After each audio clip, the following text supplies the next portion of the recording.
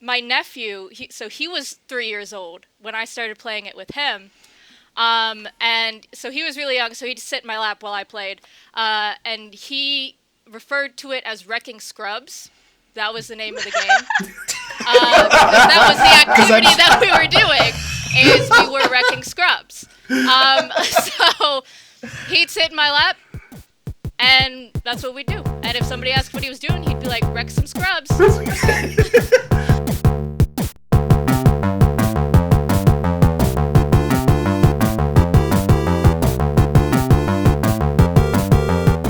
Hello, and welcome to the TwinCast pod. This is a podcast where we pick up an old video game, we dust it off, we turn it around in our hands, we try to ascertain if it holds up today. My name is Clark, and joining me today is my brother Cam. Hello. And my niece Kylie. Hi. And new on the show here, we have Kylie's friend Lex. How are you? That's me. I'm good. I want to make sure, is it Lex or Lexi? Because I've seen both. Lex for friends. Okay. So, Lex yeah. it is then. Sure. No, I'm kidding. Lex though, maybe we should actually just call her Master Chef, because she was cooking us all in Halo multiplayer earlier, a few weeks back. I love that game. I got to be on her team. I don't know what you mean by cooking us all. I was enjoying the cooking. That's true. Yes, Clark and I were the entrees. Yes. All right. Well, if you haven't figured out, this week we are going to be talking about Halo Combat Evolved. Before we kick off that discussion, just a quick reminder, this is just kind of a book club style podcast where we pick up one game a month, we play through it, we kind of give it a fresh look, and then we try to decide if that holds up today. Next month, if you want to join us, we're going to be playing probably what some people consider the greatest game of all time, Tetris. So we're going to, talk about that. So if you're interested, pick up one of the many millions versions of Tetris. I'm probably going to focus on the Game Boy version. I don't know, Cam, what version are you going to play? Yeah, you should do Game Boy. Maybe we should try to do a link up and try to play couch co-op, just like we're going to be talking about with this game. Yes. That's what's coming up next. So let's just talk a little bit about Halo then. So Halo is a game that came out November 15th, 2001. The developer was Bungie. The publisher was Microsoft Game Studios. It came out and launched originally on the original Xbox. I believe at launch, if I remember right, it was a launch game, and it has really high historical impact on that system and just that genre going forward even to this day. So to kick off our discussion, let me just kind of set the stage just a little bit more. Cam and I, we're obviously a little bit older. We were right there when it released. At least I was more of a PlayStation person at that time, so I came to it a little bit later. But Kylie and Lex have a little bit different perspectives on it. So I would actually like to start with probably our expert here, Lex. Like, what is your experience? Like, what your earliest memory of this game? This game is actually so crazily ingrained into my family and my upbringing. It's kind of crazy. But this was one of the first games I ever remember playing. I think it was this in Super Mario 64. But I had an older brother. I guess I'll shout him out. His name is Zach. He would sometimes let me play his video games when he was done with them. So I got to play Halo. And so I was 3 when Halo came out. So genuinely, as soon as I could start making memories, I was making them in that game. So he was a cool older brother, and he didn't unplug the controller when he was playing. He actually let you play at that age. Well, I'm sure my mom had kind of cajoled him into doing that. He did not do that out of the kindness of his heart. So how much older is he than you? I don't know his age, but he doesn't know mine. I know he doesn't know how old I am either. He was born in 96. That's all I know. No, wait, my sister was born in 96. He was born in 92. Okay. Oh, ancient. Old as hell. So he would have been 9 or 10 years old. Yeah, But yeah, so then that's how I got my start in it. But I really got into it in Halo 4. I played multiplayer online, SWAT specifically. I played with, shout out to my friends once again, Richard and Mike from Warren G. Harding High School. And we, like, genuinely, we'd be at school, we'd go home, and then we'd game till, like, midnight. And oh my gosh, I used to have, like, the little Bluetooth earpiece, and you were, like, in the Secret Service playing Halo. It was the coolest thing ever. So this is like really in your DNA then, like from your earliest memories, you had Yes. Halo as part of your life. And then, my nephew, he was 3 years old when I started playing it with him. And so he was really young, so he'd sit in my lap while I played. And he referred to it as wrecking scrubs. That was the name of the game. That was the activity that we were doing, is we were wrecking scrubs. So he'd sit in my lap, and that's what we'd do. And if somebody asked what he was doing, he'd be like, wreck some scrubs. Raise it right, yes. Yeah, I'm sure he's almost 14 now. I'm sure he'd still call it that. But no, it was amazing. And then I went to college, and there was nothing more satisfying than going to a frat house and beating the shit out of some frat guys And wrecking in some multiplayer. scrubs. And wrecking some scrubs. So, I love this game. That is awesome. So as you can tell, That's incredible. Lex is going to be kind of our expert here on the panel. And we got a first-hand experience that just a few weeks back when she wrecked our scrubs. So, Kylie. I don't know, Clark, you were locking in. Like, Well, we'll talk a little bit more about it later. But I know that you weren't an Xbox girl growing up, but you were probably at least aware of Halo. What is kind of your experience with this game in the past? so yeah, I didn't really play it much. The entire extent of my Halo experience was when you and Cam would turn it on and be like, "Hey, come play with us." And I remember doing it like 2 times ever and getting frustrated because I couldn't hit anything on controller at all. And it was just so hard, and it was a pain, and then I'd get killed constantly, and then I would try to go pick up like a better weapon, and as soon as I'd like pick something better up, I'd just die again, and I get so frustrated that I would just find like a rocket launcher and just go in a corner and just like angrily rocket launcher myself in a corner. And that was You gotta do pretty what much you gotta do, man. You gotta do what you gotta do. But that was pretty much the extent of my experience in Halo. I never did the campaign. I played, like, as I said, maybe 2 half of an afternoons with you guys, and I remember you both being like, no, it's okay, like, don't do that. Like, trying to make me feel better, but I don't man, remember that's- picking on you or anything like that. I mean, we wouldn't go No, too you guys easy were nice. on you. You guys were still nice to me and everything. I was just frustrated with the gameplay of it and everything, and so I was just mad and would go rock like little. Let's see, how old was I what year was that? Did we decide? This was We would've been 2001, playing- but it would have been more like 2000, probably 3 or 4. Three or four, yeah. Okay, so yeah, I was like 10, and I was frustrated and wasn't a fan of just getting like smoked and being like 0-15 in like 2 minutes. It's not a very beginner-friendly game if you were young and didn't have a lot of experience. Yeah, it's. I didn't have any kind of FPS experience at all. So this probably would have been before you even played games like GoldenEye, maybe, like because I know GoldenEye. See, I didn't really like GoldenEye that much. Like, we had it, but I never really played it because the first-person shooter experience wasn't really the game for me. It still isn't really generally in my wheelhouse of games that I tend to lean toward. Yes, I met Lex on Overwatch, but that's kind of I was the gonna only. say. That's kind of Hard the to say, only game. yeah. Other people recommend other first-person shooter games to me, and they're just. I'm like, no. Like, Overwatch is an anomaly. Like, I don't really like anything else. Well, we're happy to have you here too because you provide a kind of a contrasting perspective from Lex, then where you're kind of came in with really mostly fresh eyes on this, and as you played through it over the last month, and so we're excited to get your opinions on this too. So, Cam, I know that some of our experiences are going to intersect here, although there might be a little bit more difference here on this one than some of the others. What was your history with this game?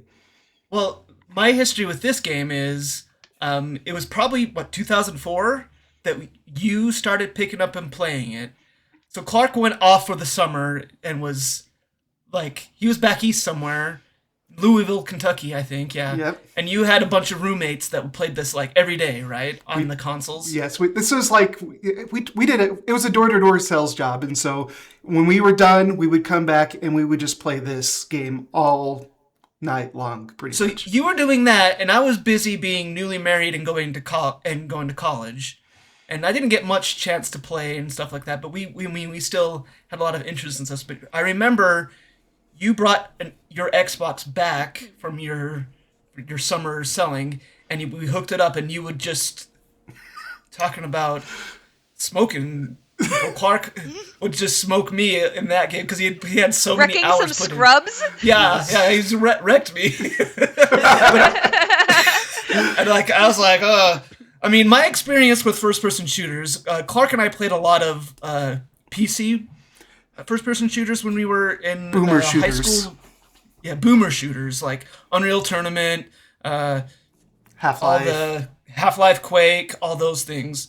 And so I was kind of hesitant to play any console first-person shooter, especially because I didn't like GoldenEye. I thought GoldenEye was lame.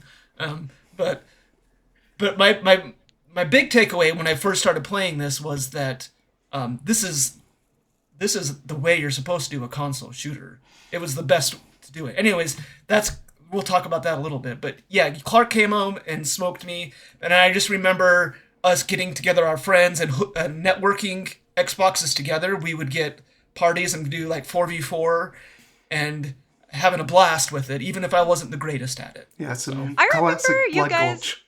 Go I ahead, remember Kylie. you guys setting up those kind of LAN parties and stuff, and sometimes you'd be babysitting me, even when you were doing the boomer shooters. I remember one time I was crawling under the table with some of the cables, and I'm surprised you could. Maybe you guys did end up stopping me or whatever, but I just was sitting under the table. Just Baby's a fire hazard. Who cares?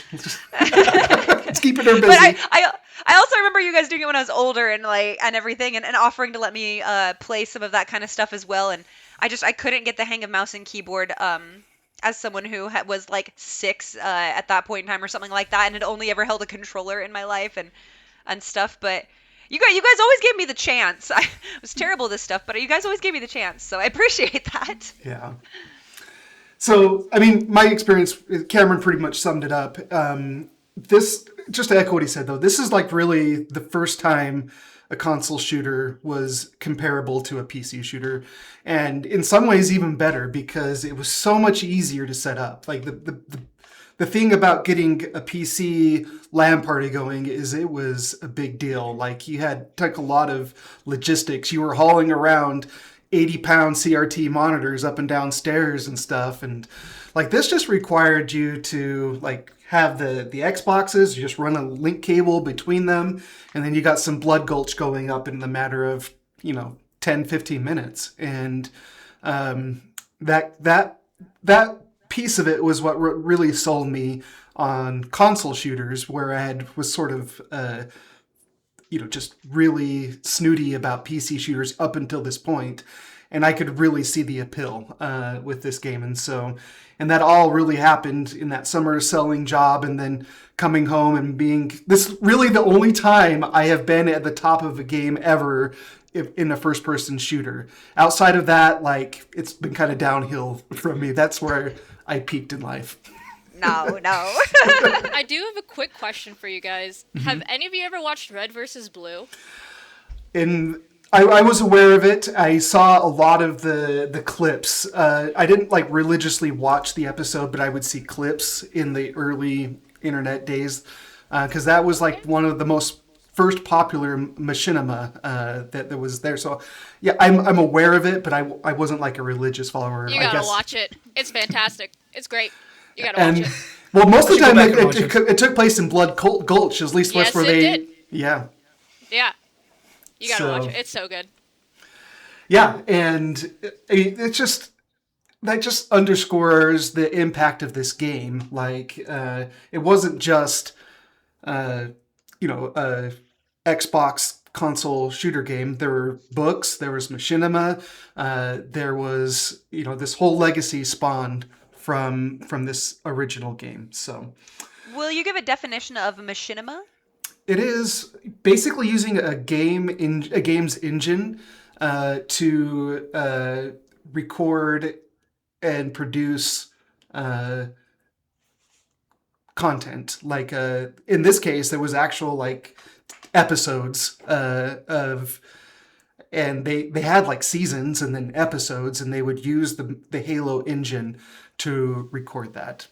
And And they were really funny. yes. And it had good story writing. Freelancer arcs. You guys got Kai, we can watch them. Don't worry. You've probably seen similar stuff done in like Half-Life 2. Like it's not uncommon these days. Like Gary's Mod is a pretty big in that space. I don't know if is Red versus Blue still going, Lex? No, I think all of Rooster Teeth is disbanded by now. But if I'm wrong, I'm sure someone in the comments will tell us. Yes. So that's fine. Well, let's really kind of back it up a little bit. Those were our first experiences with the game. And we've talked a little bit about this, obviously, with our introductions, but let's get back to basics here. Like, when you take it down to the bare bones, what is Halo? And maybe I'm going to defer to you, Lex, on this. Like, to the layperson who has never seen Halo before, you boot it up, what are you going to get? I would refer to it as an alien first-person shooter. But the things about it specifically are, like, again, the co-op aspect. Like, this was something that my dad and I could just pop on and we could play together.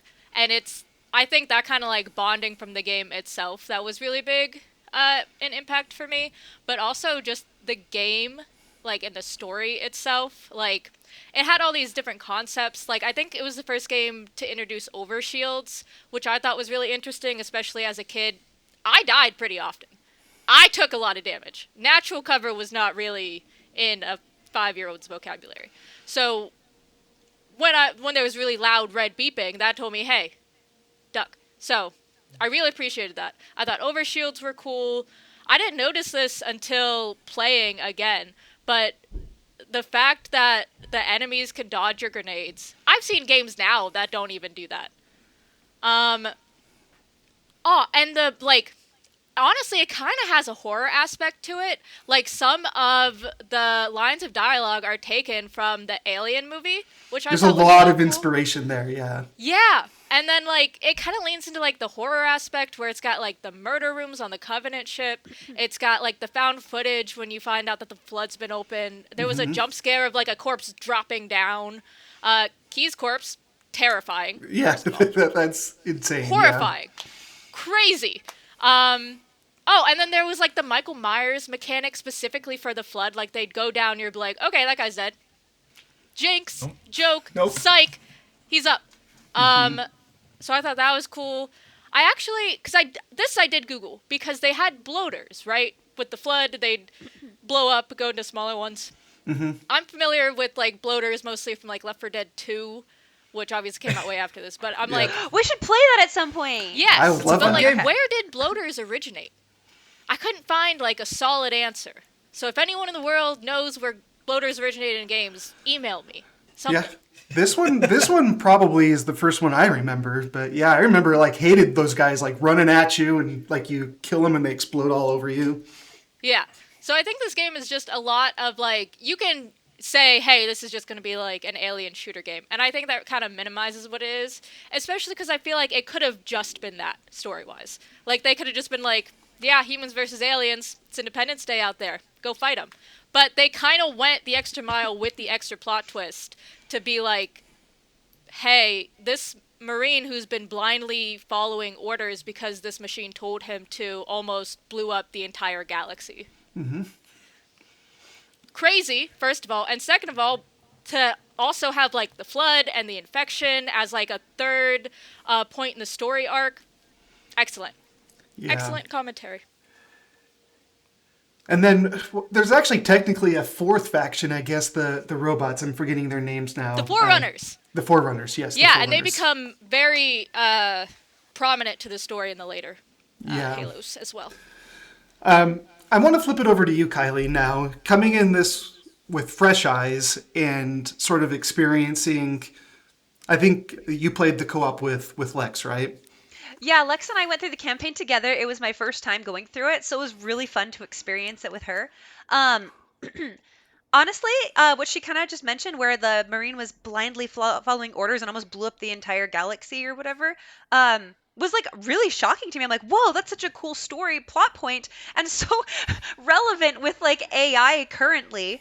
And the militarized uses that they're wanting to apply, it just kind of made me think like, whoa, this game was kind of ahead of its time in thinking that way, and the plot points, and just sometimes it's good to look back on the past and kind of think of scenarios we've already like considered and always just kind of take heed in real life too. But no, as far as the whole game goes and everything, the plot was very multi-layered. There were a lot of different cool aspects to it. I felt like I was kind of moving from one thing to another, and it wasn't just some one-dimensional main plot. There were definitely ways that it transitioned into different problems that were existing in this world that they were trying to solve, and I thought that was pretty cool. What about the character of Master Chief? What did you think about him, the way he was portrayed in this game? Um, he was a main character. It kind of felt very. I saw a meme the other day.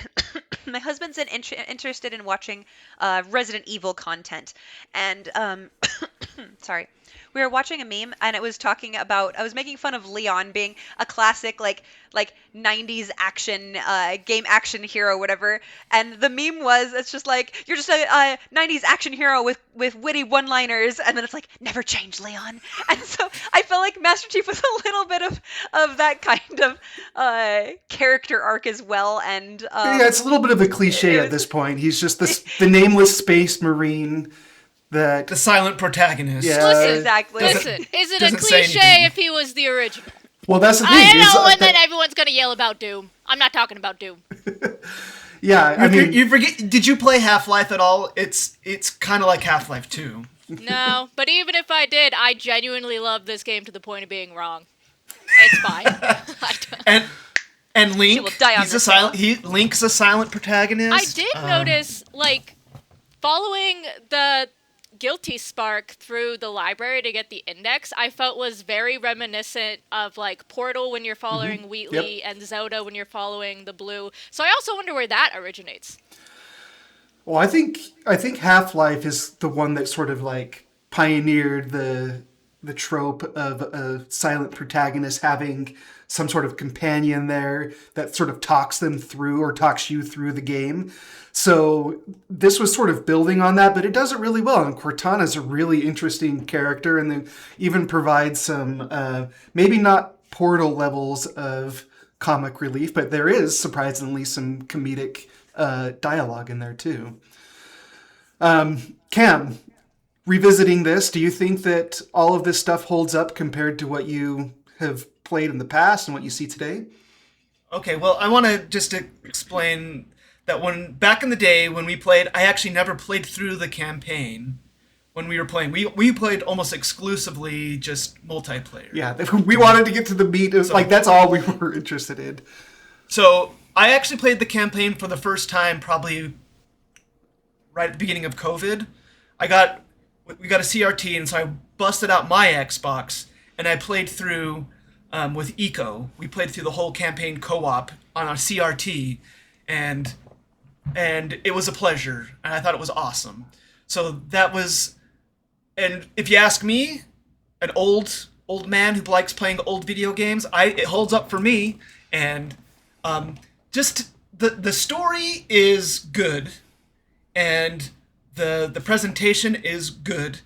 You can tell that it's taking from a lot of different science fiction movies and books and other video games and stuff like that, and it's borrowing and taking good pieces from all of them and putting them together into something that feels cohesive and fun. And Eco really enjoyed playing with me. I think, what was that, 6 years ago? Eco would have been like 12 when we played through it, and they liked it a lot. And so I think it holds up today, but I really do think it's almost two different experiences. The plug-and-play multiplayer is what brought us initially to it, but if you sit down and do the couch co-op, it's a blast. If you sit down, there's no like trying to making sure you have internet connections, you're making sure your buddies are on or whatever. You just sit down, you're there together, you plug in your controllers, and you go. You don't have to pay for Xbox Live either.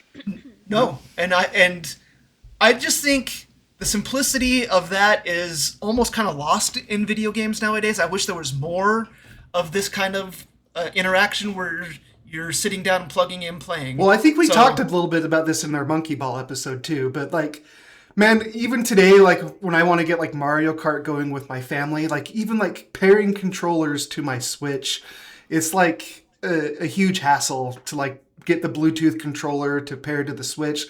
Like with something like this, it's just so easy. You just plug the controller into the second player control port, you're online, and you can get going. Yeah. Well, So that's the biggest thing. Oh, sorry. Go ahead, Kai. I was gonna say a positive note too. With like the OG kind of couch co-op stuff and everything is that you only needed to buy one copy of the game to be able to enjoy it with other people. Mm-hmm. And a lot of modern games don't really incorporate that anymore, which is pretty tragic because it's just kind of a way to be like, hey, let's make a multiplayer game. Don't make it so that people have there are some games that still have friend passes or like a share play kind of aspect, but a lot of them you have to just buy multiple copies of the same game, which is rough if you've got like siblings or spouses that might want to just play the same game with you. So for my husband and I, we tend to have to buy 2 copies of every game. Which the publishers also- like. They love that. I think it's I wanna also shout out- bad for kids who travel between households because you can't just take it with you. Mm-hmm. So Yeah. that's really limiting for kids nowadays too, which sucks. I want to shout out Split Fiction because I'm playing that with Mara right now. You guys met Mara right before we started recording. Mara loves those. I mean, I met those Mara games. like a decade ago, but you know. I know. But Mara will sit down and play Split Fiction or It Takes Two with me like for hours on end.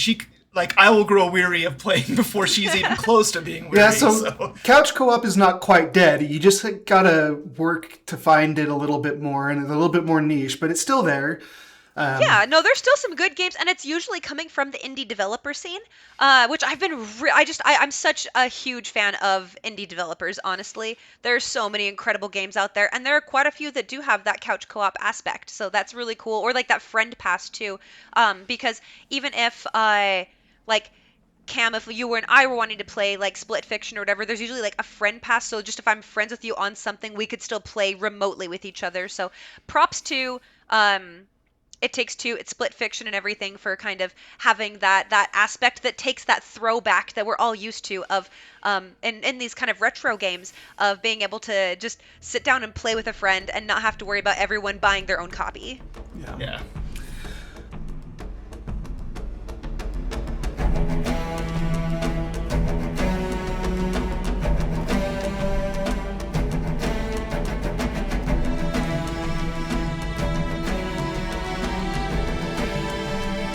So, Lex, we've all had really glowing things to say about this game, what it is, how it plays here. There are some criticisms for this game.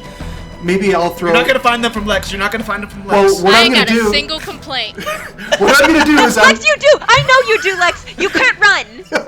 Yeah, I really We wish were both they would've let me complaining. run. But, Yeah, like, no, I know Lex has at least one. But wait a second, but I do know that also adds to the horror ambiance that they were going for, so I understand thematically why I could not run. Yeah.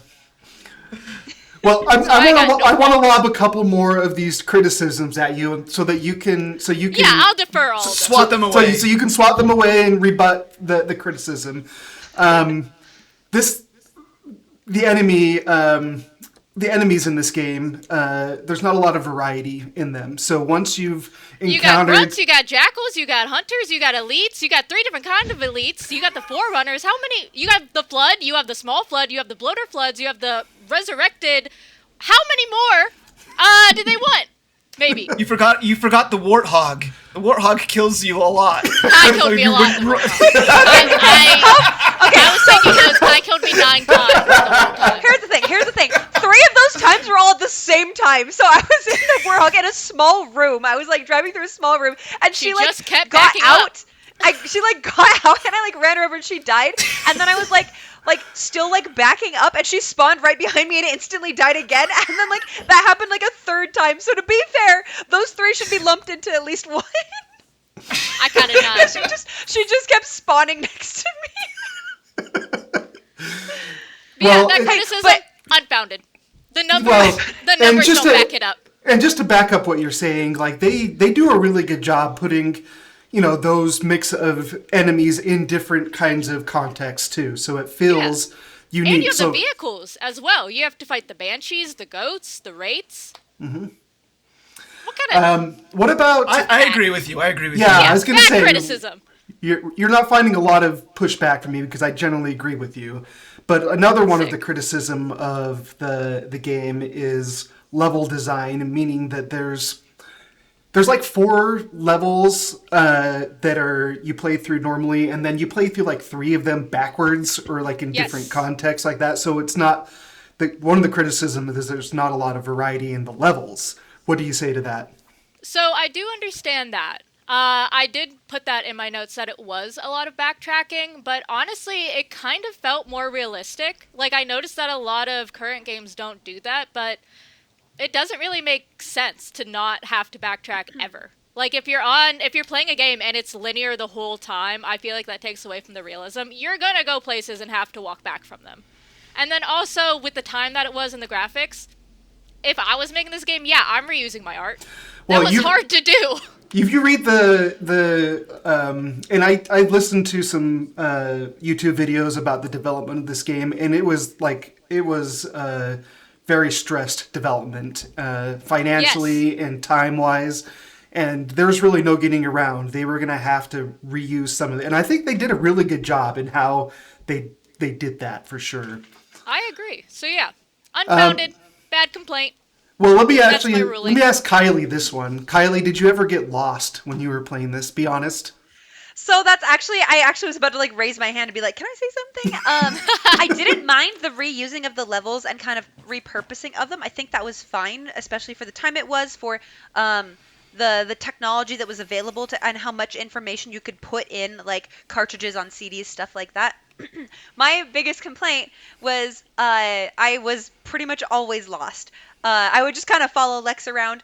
Sometimes she got lost too, though, and so it was kind of difficult for me because I definitely am someone who benefits from waypoints and maps and having that point of interest, like arrow that's telling you exactly where to go in games more currently, and even in some older games and stuff. So I do think that technology was around at that point to have kind of at least a waypoint, because there were times where it did give you a waypoint in this, but that was probably one of my bigger kind of annoyances while playing. It wasn't that big of a deal because I just followed Lex around, but if I were playing by myself, I think I would have been a little more irritated by it, just because I felt really directionless sometimes. I will agree with that. It is hard to find where you're supposed to go.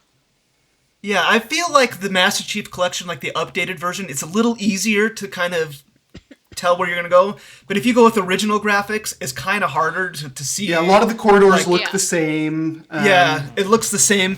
Especially, I remember when I was playing originally back 6 years ago with the campaign the first time. I remember being the first time you get on the Warthog, driving around, sometimes getting lost, not knowing where I'm supposed to go. But there's these little things on the ground that kind of signal where you're supposed to go, up into the hills and stuff like that. And you couldn't really see it very well on a CRT TV, but the Master Chief version makes it much easier to tell where you're supposed to go. So yeah, I did it in the newer version. She did it in the original version. I was still lost. But to be fair to Halo, I'm lost in every game unless I have a waypoint. So that might just be a me problem. I think some of that is, I remember you getting lost around just a mile from our home when you were hanging out at our house. So yeah. Yeah, I'm generally lost still in life. It's just, I'm good at a lot of other things. Directions, unfortunately, as try as I might, and it's always an effort. I'm not one of those people that just like throws my hands up and I'm like, I'm so bad with directions, I don't care. No, I give it my all. I give it a good old try. And But you're not it's the a only rough one. time. Like, I was struggling a little bit with that on this too, and I was finding a little bit of frustration, being like, oh, I've been here before. Okay, like discerning the differences between the hallways, and it was usually just mild annoyance until I got Yeah. back on track. So I cut it a little bit of slack, but that is one of the things I think we can ding it a little bit today, is the lack of direction that it kind of gives you on where to go next. But sometimes that's a good thing, because there are some, while not open world, there's some different ways to tackle some of the levels in here, which I do appreciate too, which leads you, like, maybe you don't need to go to a specific way. Which, let's kind of shift gears a little bit here. And did you guys have a favorite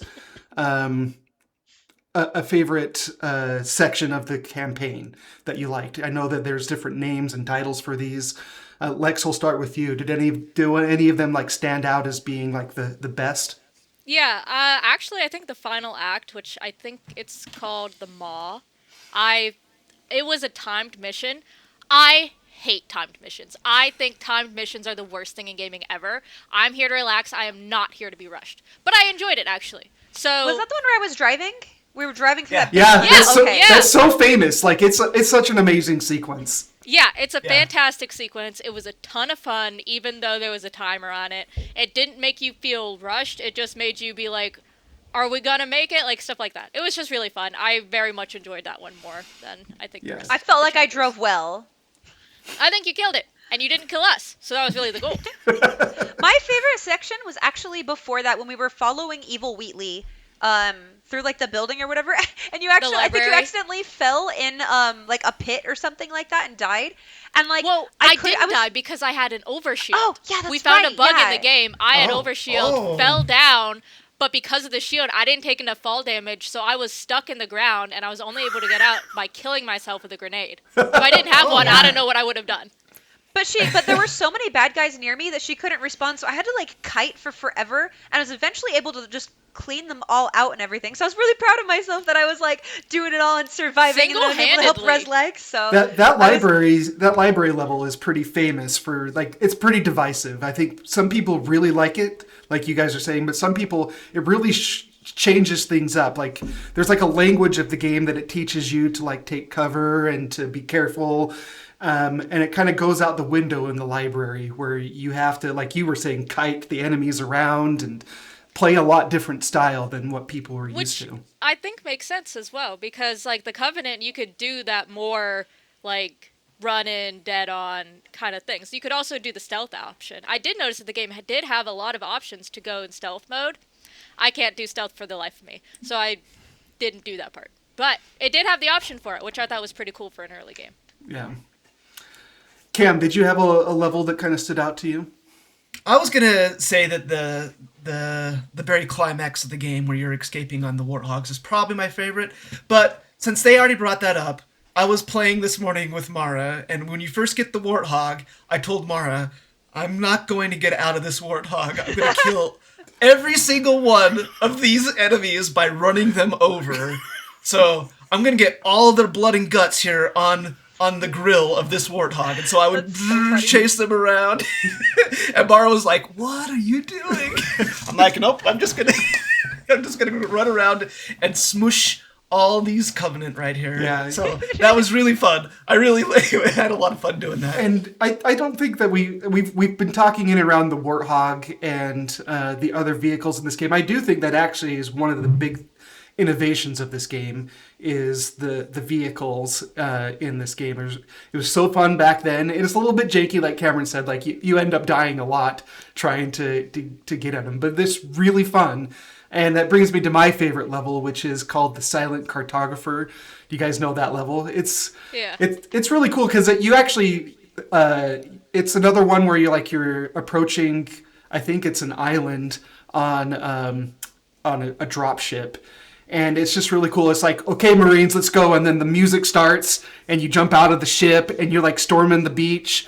And like over on the next beach, they're coming in and they're dropping Warthogs for you for the mission.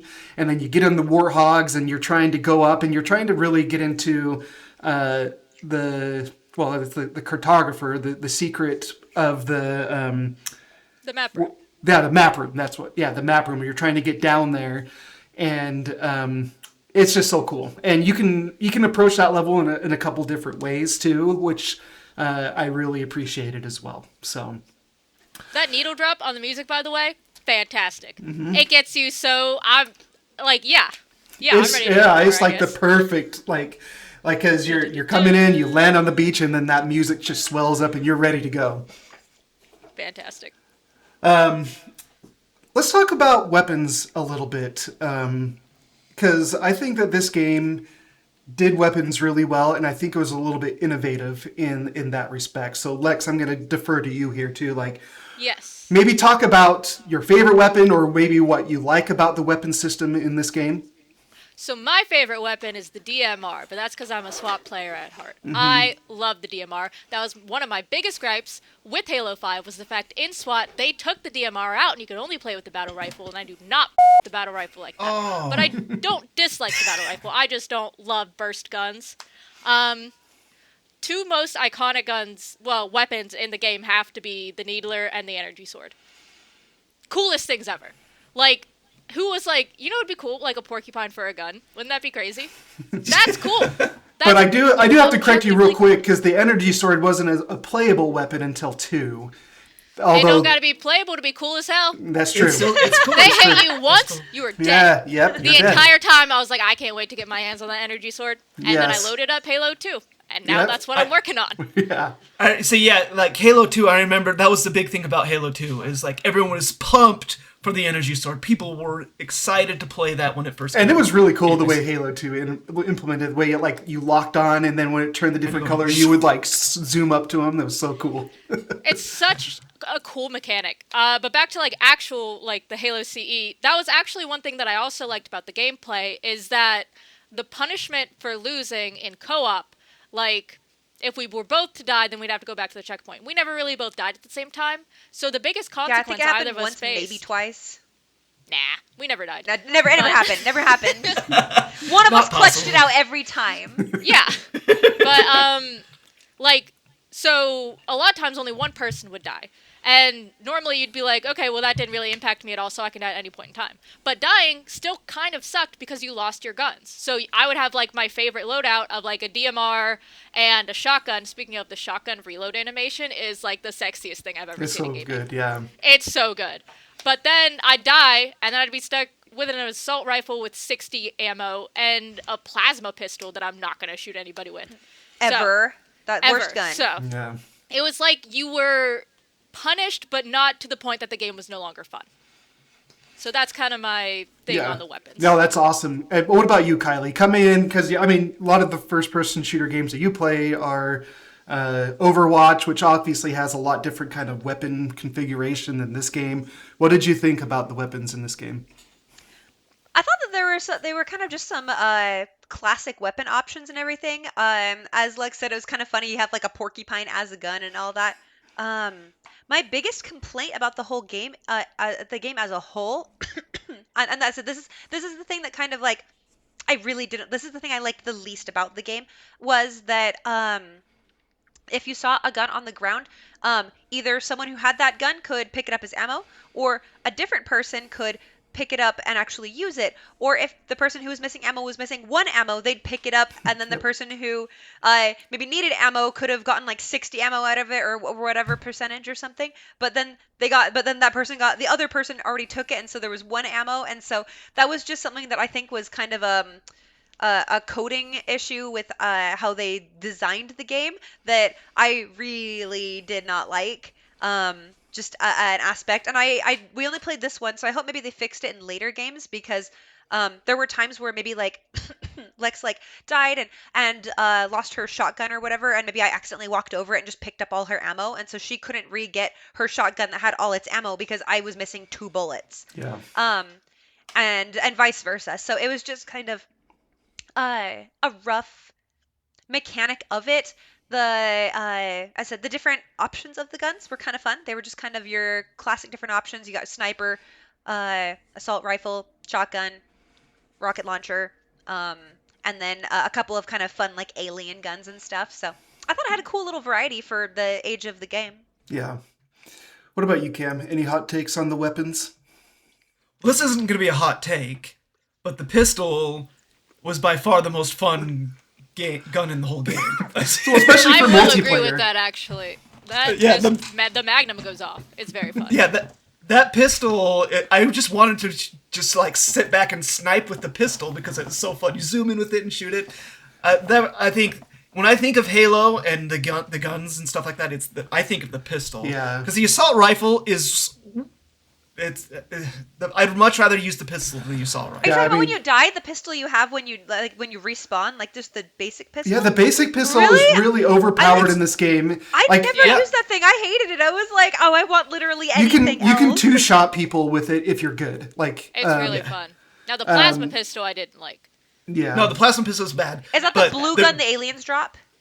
That's Yeah, the it's- plasma Okay. rifle. The plasma Oh. pistol is the smaller one with green. Yeah, Yeah. So one's Okay. blue, one's green. The green one's the smaller one, blue one's the top one. The higher one, Okay. bigger one. I'm just trying to like. Still to so this I don't know day- what the names of them are. So. Yeah. Still to this day, like when people like bring up Halo, the first thing that comes into my mind is hang 'em high with a pistol. Like looking across the map because it's a nice open map, seeing people like running around, pulling out your pistol, like putting in the like little zoom, and then just like two-shotting them and having them fall to their death. Like that is just iconic to me, and it's not very balanced. But it is just such a part of the DNA of this game and what kind of made it that I think it sticks around, and it's a positive for me. I did want to mention a little bit of there's the strategy, and I'm not the best at this game, but since everyone has shields, like the plasma weapons work really well on the shields. So if you were good, you could get rid of their shields real quick with the plasma weapons, and you swap over to the human weapons, and then you can kill them really quick that way. If you were good at swapping between the two different kinds of weapons. Melee was also very powerful. You could clear yeah. a shield with 1 or 2 melee shots. Yeah. Yeah. I would Especially- never waste a bullet on a grunt. Never. Oh, no, definitely not. I wasted plenty. Well, Well, I was going to say, besides the pistol, the second best feeling is killing people just by hitting them in the back of the head. Yeah. Yep. Hey, Lex and I did that to each other. Yep. She walked in front of me one time when I was hitting somebody, killed them both. It was yeah. a collateral, really.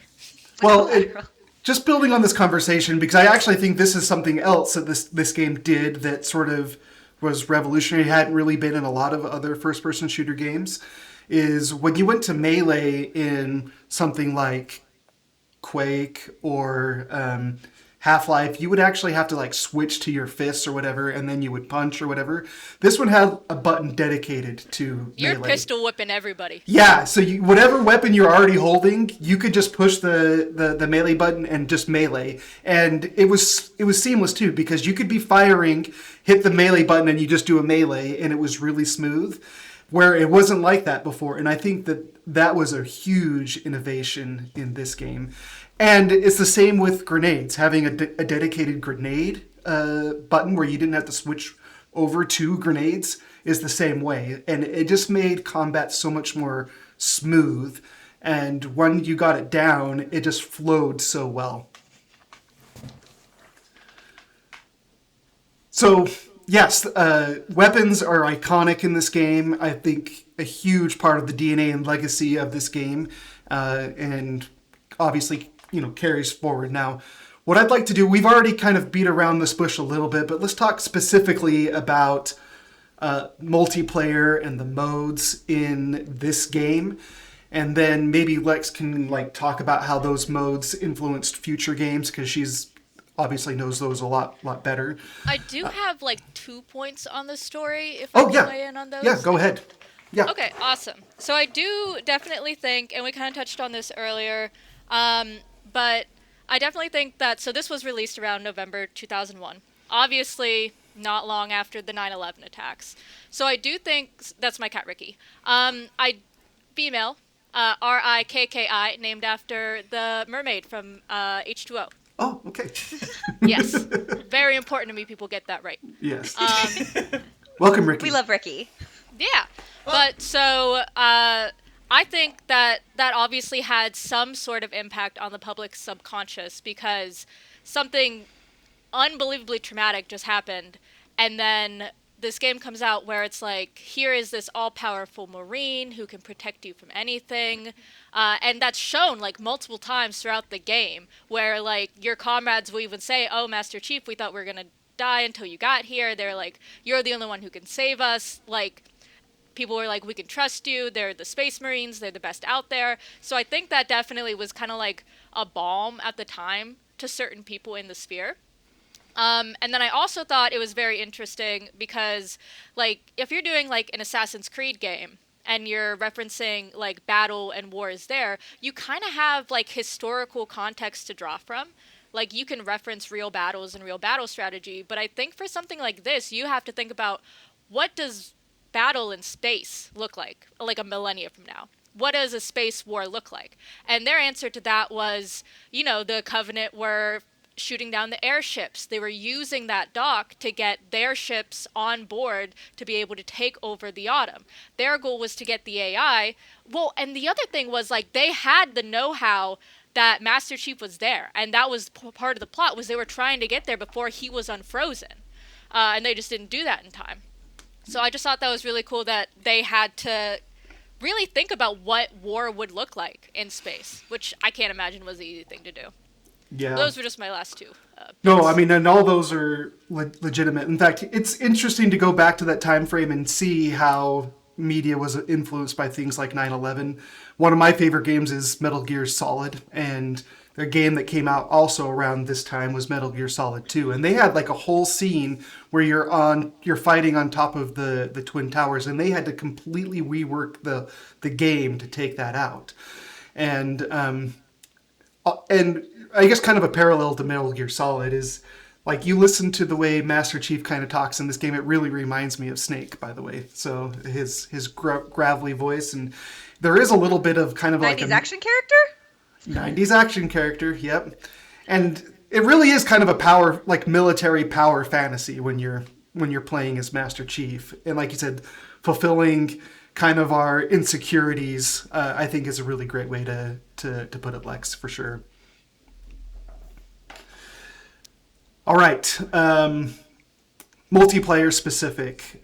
We've talked in and around this a little bit, but I wanted to talk kind of about like what were the modes that we like to play, what were the maps that we thought were the best in this game. Again, why don't you kick us off, Lex? Like when you're firing up Halo 1, what is the mode that you're looking to play when you go switch over to multiplayer? I think it would mostly be just like the free-for-all deathmatch, the Slayer mode, mostly because, again, when my sister and I were playing this, we weren't like the best readers, and a lot of the words we didn't know, so we would really just press buttons until we got to shoot each other. So Halo 1, I actually did not play a ton of. Like, we did multiplayer between like just the two of us, my sister and I, and then we'd shoot each other with like the sniper rifles and all that. So, honestly, I never really did much competitive there. I didn't do that until Halo 4, and then that's all I did. Yeah. But, so, we can talk about that anytime. But we can talk about the later game modes as well. Yeah. Well, Kylie, I know that we played Team Slayer when we did kind of our group multiplayer session. Did you have fun playing Team Slayer? It's a little bit different than the hero shooter that you're kind of used to. I liked the one that was like the team deathmatchy one. Was that that one, Lex? Okay. Yeah, I liked Slayer is that one. deathmatch in Halo. Yeah, I liked that one. I know that it kind of got to the point where like Lex and Clark were both just like locking in, and both of them were at like the top of the scoreboard, and Cam and I were both sitting there just like, We're doing our best. So the teams, dare I say, were reasonably even. Sorry to throw you under the bus, Cam, but I'm there too. We're both under this bus together. So, I'm just going to go ahead and just say it right now. As I've gotten older, first-person shooters have gone way down for me. Like, it seems like a young person's game now. You have to have the quick reflexes. You have to be able to dedicate time to get good. And I'm just like, I know I'm sounding a million years old right now. But Lex and Kylie, okay. it's coming for you too. Your little brother carried you. my brother that's 1 minute younger than me. He's the younger brother. Like he's got those crispy younger reflexes. See, but I have no problem with getting beat by people who are younger than me. I don't care. I just know that it's okay. I don't care. You guys are way better than me, and it doesn't matter to me. It's not my realm to be good in. Not where I shine, but yeah, Clark and Lex were both going crazy there, but it was still fun. The team deathmatch one, especially in like the forest, I feel like I did pretty well, honestly. I was getting some shots I didn't expect. It's like, oh, maybe I'm not as bad as at this. I was gonna say you had some really good shots on me, Kylie. You had some good kills. Yeah.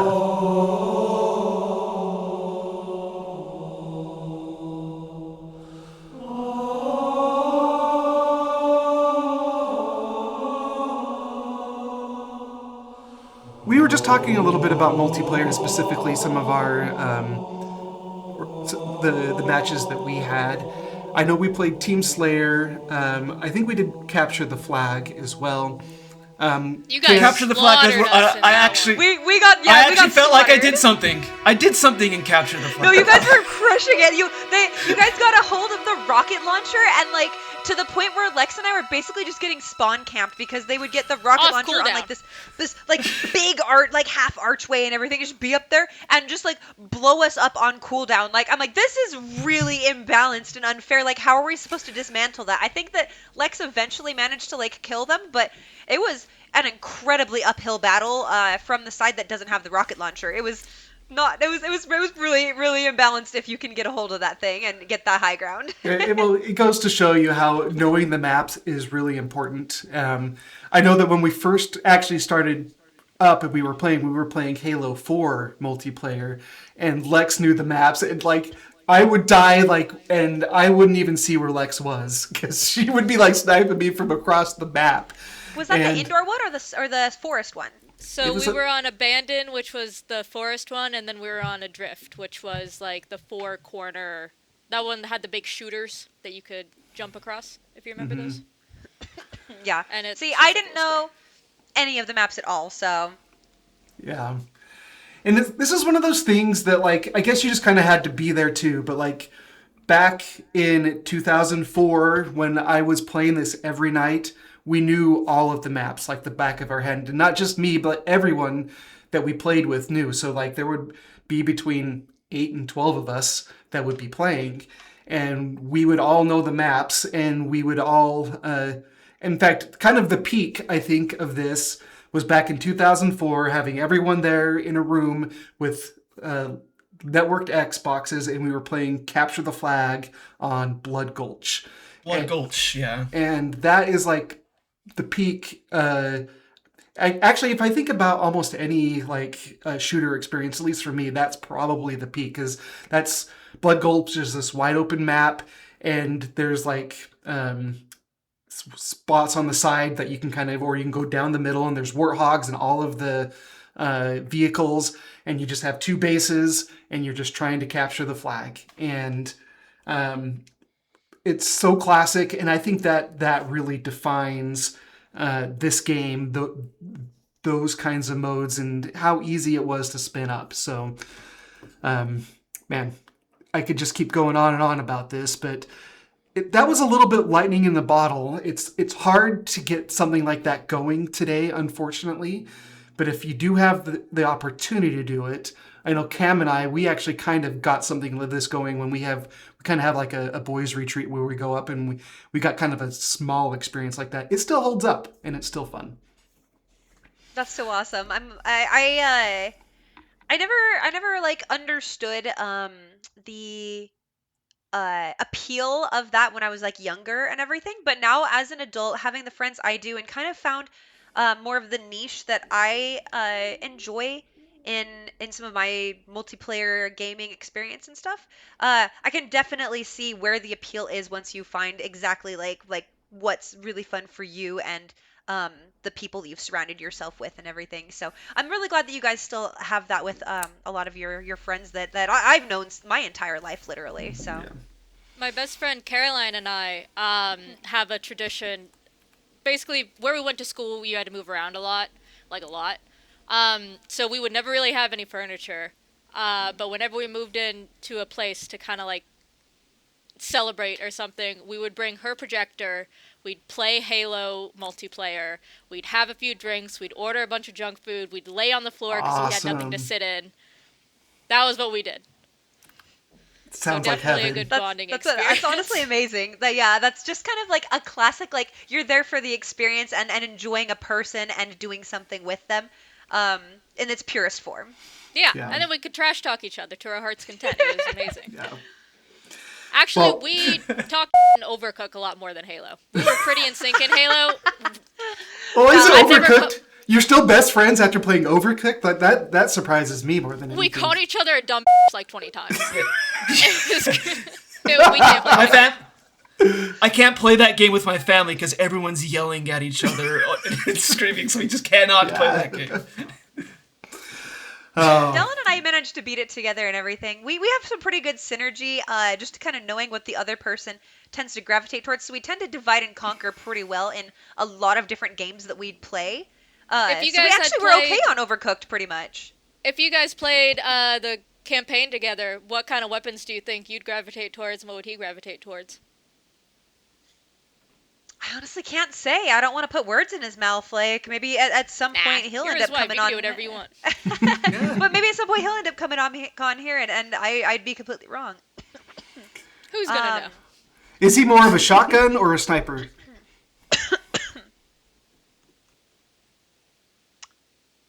He plays Hanzo, Genji, and Junkrat. Like what would you say, Lex? I'd say he's a scrub. Oh, shots fired! He knows that. You guys don't even worry about it. We're besties. Yeah, no, it's like Lex and Dylan, they get along fantastically. He's my DPS duo. Man, I just couldn't. Yeah, they're always like a DPS mindset. Like They we're, call we're us linked. the conk and donk. Because he plays Junkrat, he conks them, and then I play Widow, and then I donk them. That's what they call us. But yeah, I don't know. Like I want to say probably gravitate toward something like just kind of like weird and niche that then he'd end up mastering and being incredible with. He would love Griffball. I don't know if you guys... Have you guys played Griffball? I'm not sure. It what was that like is. one of the most popular Halo multiplayer games. It was kind of like Dodgeball, but you had a giant hammer. Which And- which Halo was this in? Did it come out in? It was definitely in Halo 4. It might have come out prior to that, but the only one that I played was really in Halo 4. Again, that was when I had Xbox Live. That was the only time I could play online. It was so fun. You would be at the starting line. You would have a giant hammer, and it was like low gravity. You could jump really high, and you would just beat the shit out of people with hammers, and you would get the ball, and you would score. To the point that I think at some point after this podcast, we should go in a lobby, and I can show you guys Griffball. It's very fun. We should set up another time for sure. I'm genuinely holding you to Yeah. that. Griffball's awesome. Well, I mean, all of this conversation, I think, goes to illustrate, like, if I'm telling someone to play Halo today, yes, I am probably saying you play the campaign, but what makes Halo still unique and fun today is the multiplayer aspect. Whether you're doing co-op campaign or you're doing any of these multiplayer modes, that is like the DNA of Halo to me. You don't ever really want to be playing by yourself. You want to be playing with someone. And I think that still stands as a great, reason to tell people to go back and play this game. Absolutely. I agree.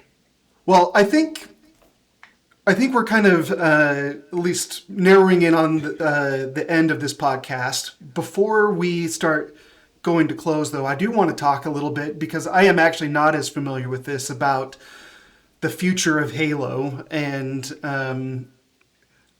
because I actually kind of fell off of Halo after about Halo 3. I played a little bit of Halo 3, and then I haven't really played much past that. So let's just talk about the state of Halo, and I think probably the best one here is going to be Lex to talk about Halo. So where do you see the franchise now? That's great, because I got a lot of thoughts about this specifically. Yeah, we know. Yeah. So, obviously, a lot of my time was spent in Halo 4. Had the time of my life. Loved Halo 4. I never really played Reach because it didn't have Master Chief, and it didn't have Master Chief. It did not interest me. I am playing through it now. I'm about halfway through. It's a very good game. But Halo 4, great. Impeccable. No notes. Halo 5. So this was the first time that Bungie was in the production. Fine. I was open-minded. I was watching, like, the previews. They had given, like, the jetpacks to the Spartan armors. They'd, like, done all these things. They finally gave you L3 zoom-in, like, in Call of Duty and stuff. Like, it was better controls, better gameplay.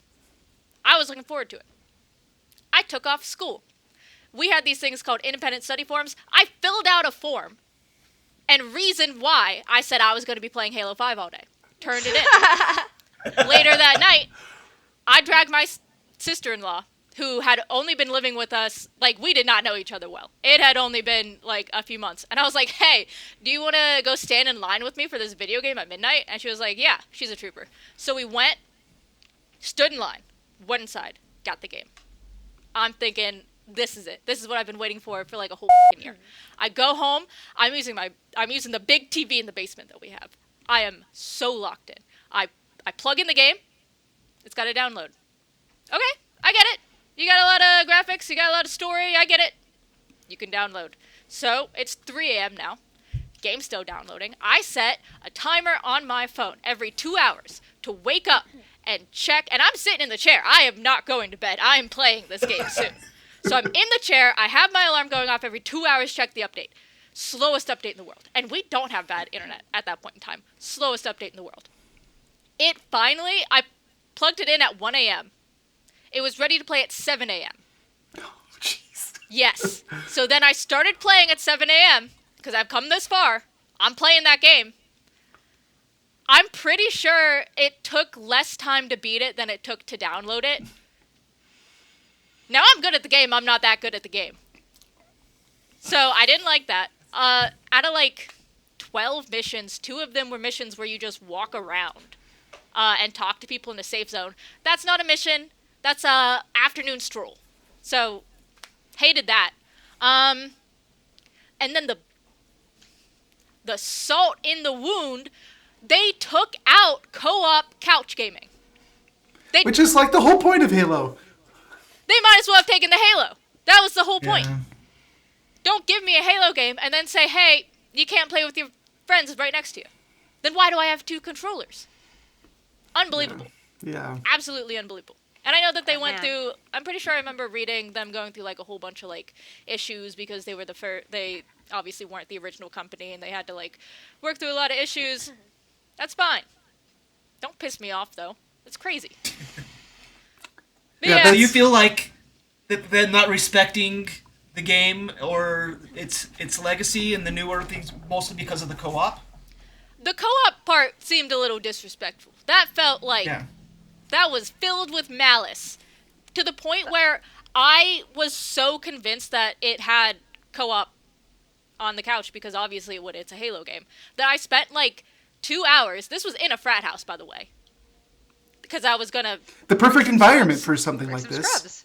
Yeah, and I couldn't even follow through because I even had to Google it after like an hour of searching, and it was like, oh yeah, there's no couch co-op on Halo. And I was like, then Disappointed. what's That's the point then? crazy. That's just straying from your roots at that point. They lost the plot, it feels like. What about Halo Infinite? Have you tried Halo Infinite? I tried it. I didn't really love it. It was very like Destiny, and I didn't like Destiny either. And then people were like, "Oh, if you love Halo, you should play Destiny." No, I don't think those games are all that similar, and I didn't enjoy Destiny. But honestly, ever since Halo 5, I've not really been in it.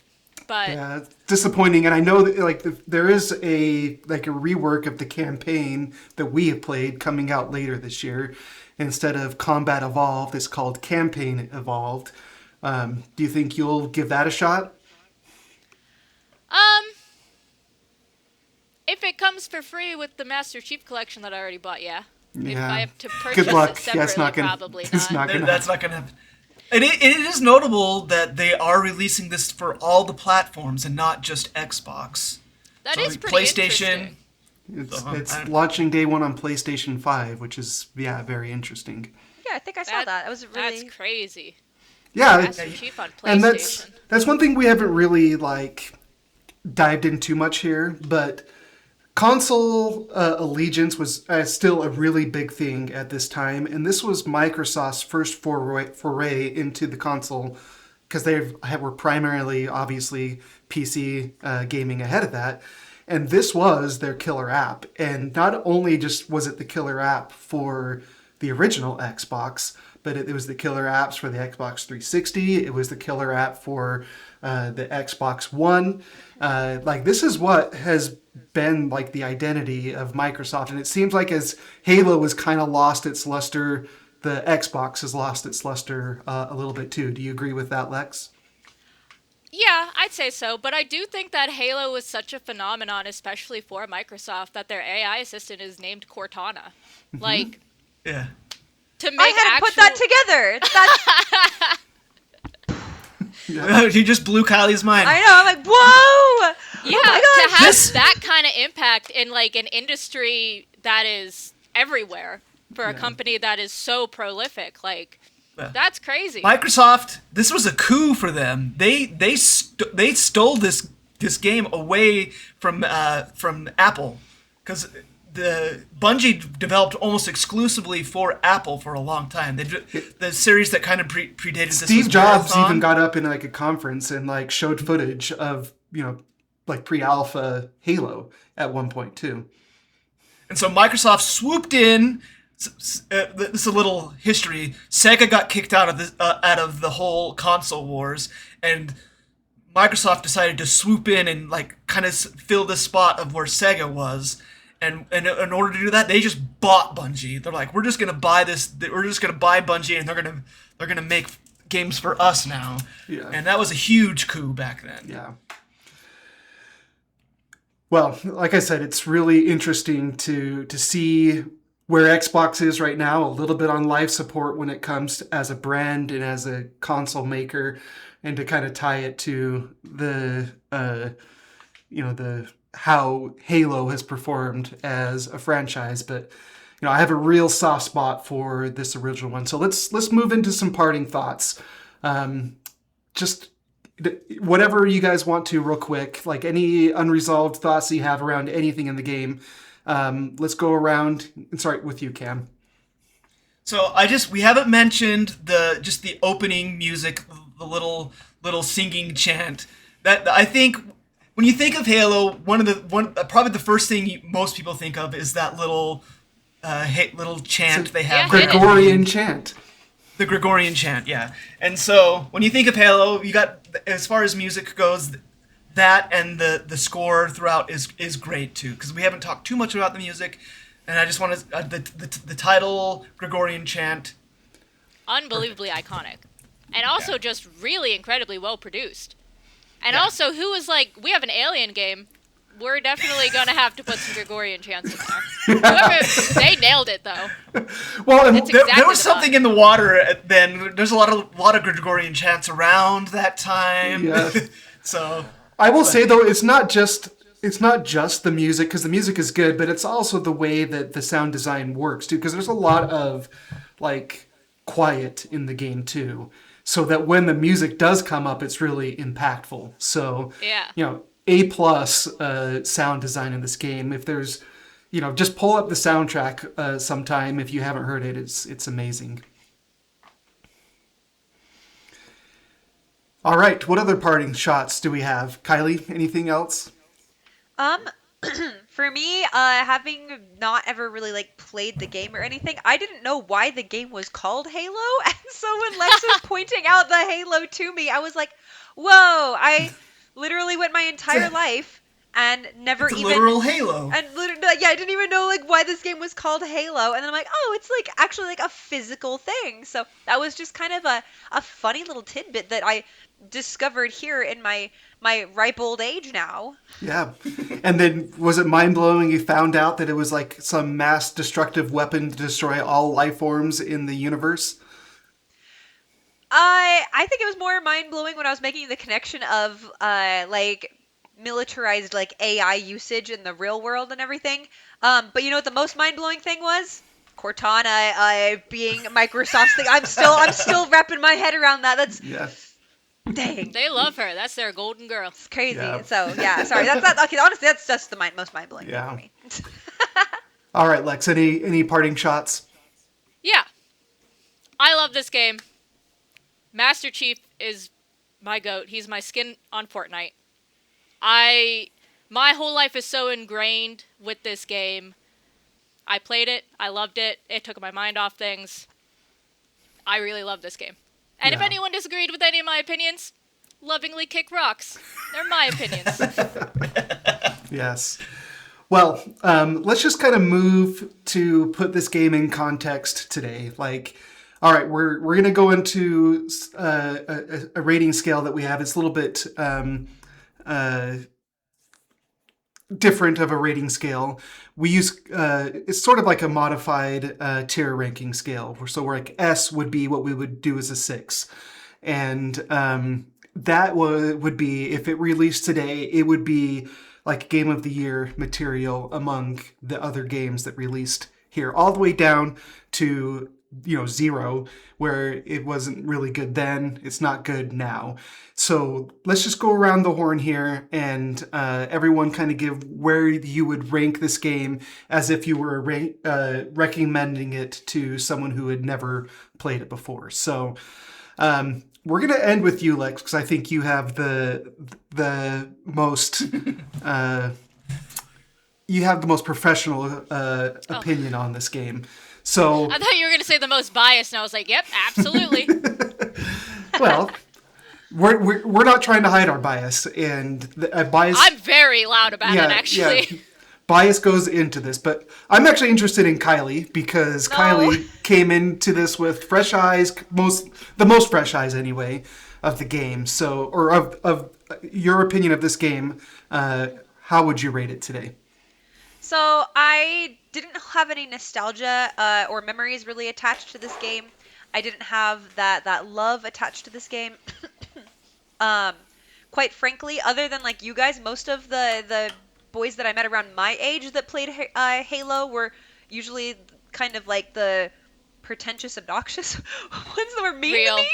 And so Real. and I know like there are tons and tons of people played Halo that were awesome people and everything. Just in the little inner circle that I was in the bubble in my life, unfortunately, I met some of the ones that were not so nice. And so sometimes I kind of associated this game with that type of person, which wasn't very fair of me throughout my life. But I mean, everyone has their biases. But I and I also didn't really have a background in first-person shooter games either, as far as the genre that I tend to lean toward and everything. So, um, that being said, I did really enjoy being able to have that kind of pseudo couch co-op because we played the remastered, but that pseudo couch co-op experience with Lex, I thought it was really fun to be able to just kind of go through, do all these different things, and just experience the game completely fresh, completely new, and it was pretty fun. I could definitely see why this was such a popular game for so long. Do I think that it stands up in today for the just I just played the campaign for the first Halo, and then we did our little like um I liked our little deathmatch things. I think those are still good. Those are kind of still similar to a lot of just kind of stuff like that that you would still see nowadays and stuff. And I think that those hold up pretty well. Not being able to run in the campaign, the ammo situation that I mentioned earlier was pretty rough. Uh, putting those two, and the lack of direction. Putting those things aside, uh, I guess also calculating those things in and everything. Um, I'd probably give it. Oh, it's hard because I don't have that much nostalgia attached for it, and as I said, I'm not that attracted to Don't- first person don't shooters, hold so it I back. don't Be want to real. rank it You're so not. Say it low. with your You're not chest. gonna offend us. Be Tell us real. what you think. I honestly like I'm giving it like a what is it like a C minus tier. It's like maybe a 3, or like a Yeah. 2.5. But I like Oh. you honestly I could abstain, or you could not calculate my No. perspective in Oh, Your perspective because is figured in here. I don't want to like sandbag Halo coming onto this, pretty much knowing that it wasn't going to be the game for me. I enjoyed the social aspect of it a lot. That was really fun, and that's kind of what carried it for me. But as far as the game itself goes, I think that there are a lot of other games I would generally prefer, that fall into genres I prefer more. Even in the kind of shooter genre and everything. Um, what year did Left 4 Dead come out? That The would have original or been the The second? original one. 2006. it was Orange 2006. Box. So yeah, 2006. So kind of around similar-ish time and everything. Like I'd still prefer that one. So I guess kind of putting it in a box against that and everything. Yeah, I'd probably have to give it like I said like a low C, like a C minus for me. C I minus. So can't believe you I- hate me that much. I'm so sorry, Lex. I'm so. You're the thing that carried it up that high for me, though. That's worse. That's What? worse. I love the game. I'm sorry. If it had been, if you had it, if I hadn't been able to have that multiplayer experience, and someone was just like forcing me to like play it by myself, I would have put it in a D tier. But having that I- multiplayer experience and enjoying that, I guess I'll just give it a C. I'll just give it a solid C. Okay, so we'll say 3, Okay. which is about C here. Cam, let's go get the older crowd's opinion here. What would you rate this game? Okay, well, for all the reasons that I said before, I have nostalgia for this game. Very fun co-op, and very easy to boot up and play. Even today, if you have an Xbox, easy to play. You could plug in the controllers and go.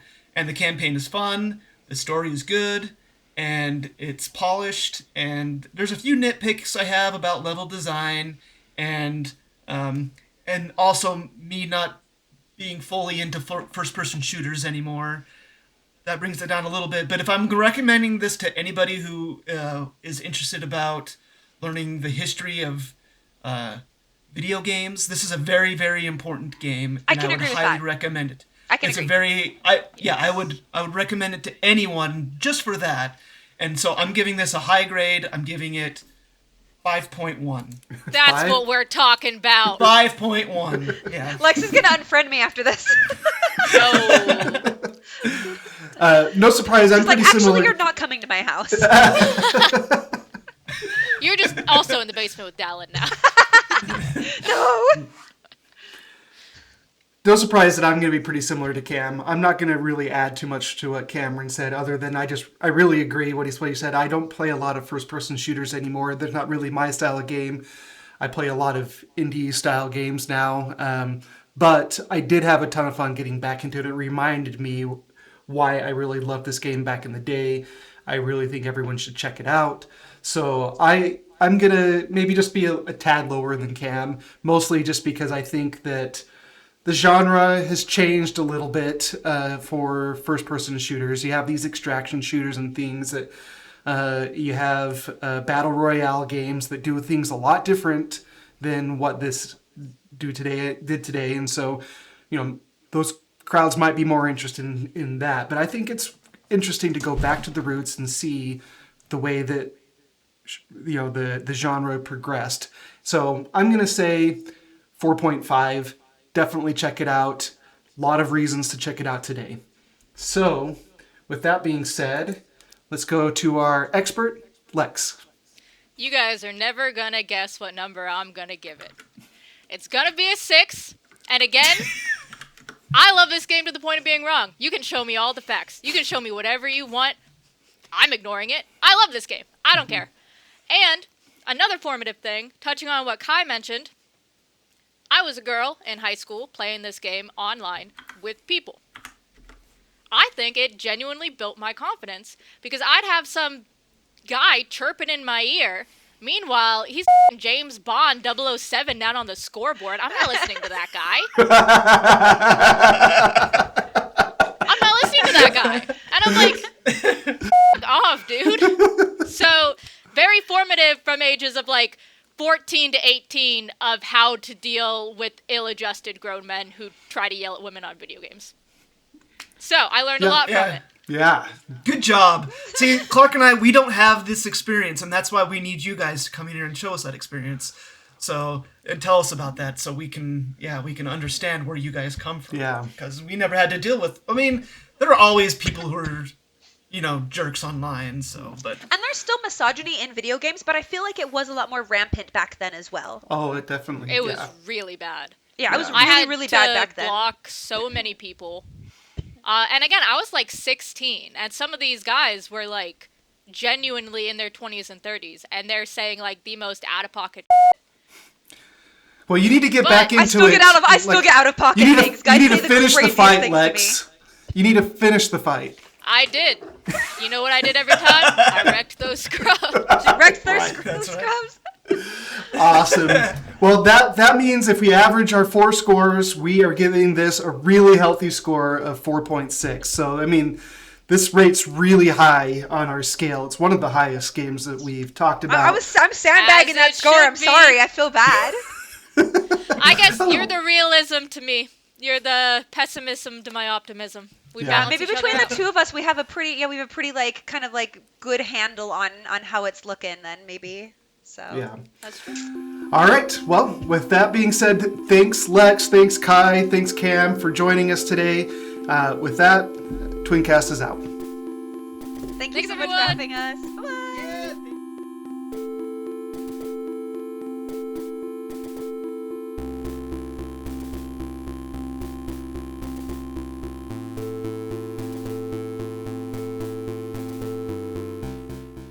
Yeah, well, because originally when Clark was like, I should be between like -12 and -6, I'm like, oh, I'm at like -18. I'm like, oh, but I'm not excited yet, so like, it'll be fine. That's a really And good then I point, like actually. purposely added some excitement in, and then I'm like, okay, now we're good.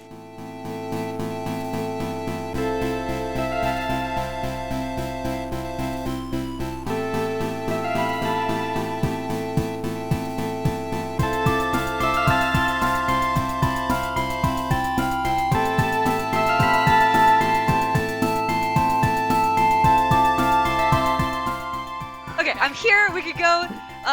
Sorry about the Zoom special of sweats and a nice shirt. All I'm right. wearing no pants right now, so... Fair enough. Don't know. Don't get up and get Cargo's water, on, I just in guess. case I stood up.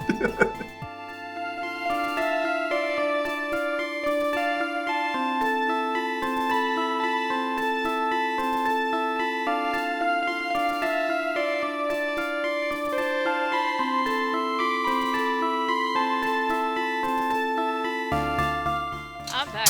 Dude, she was biting the out of my arm. Is she getting jealous? If I don't give her attention, I might as well have like done a war crime or something. She's gonna bite the shit So out valid. of me about it. I am Ricky. I feel that.